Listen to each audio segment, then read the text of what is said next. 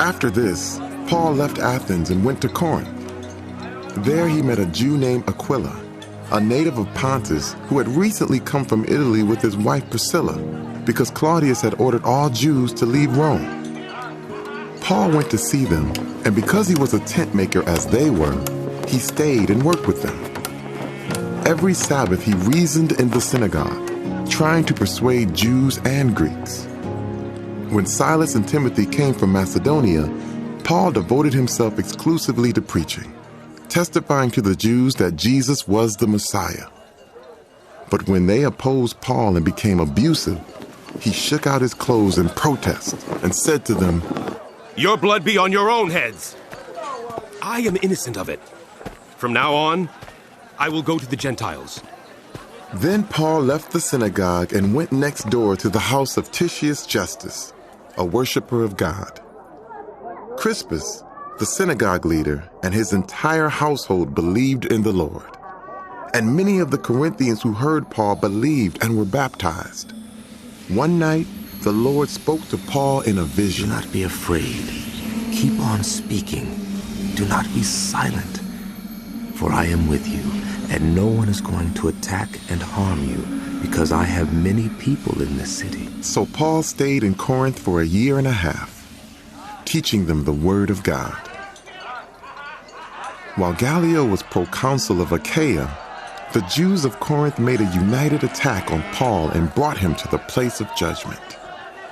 "This man," they charged, "is persuading the people to worship God in ways contrary to the law." Just as Paul was about to speak, Gallio said to them, "If you Jews were making a complaint about some misdemeanor or serious crime, it would be reasonable for me to listen to you. But since it involves questions about words and names and your own law, settle the matter yourselves. I will not be a judge of such things." So he drove them off.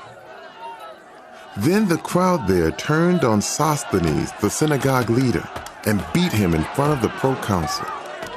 And Gallio showed no concern whatsoever. Paul stayed on in Corinth for some time. Then he left the believers and sailed for Syria, accompanied by Priscilla and Aquila. Before he sailed, he had his hair cut off at Cenchreae because of a vow he had taken. They arrived at Ephesus, where Paul left Priscilla and Aquila. He himself went into the synagogue and reasoned with the Jews. When they asked him to spend more time with them, he declined. But as he left, he promised, "I will come back, if it is God's will." Then he set sail from Ephesus.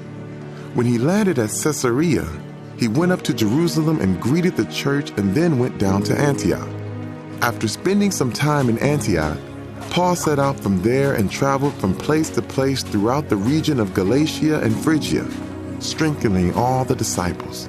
Meanwhile, a Jew named Apollos, a native of Alexandria, came to Ephesus. He was a learned man, with a thorough knowledge of the scriptures.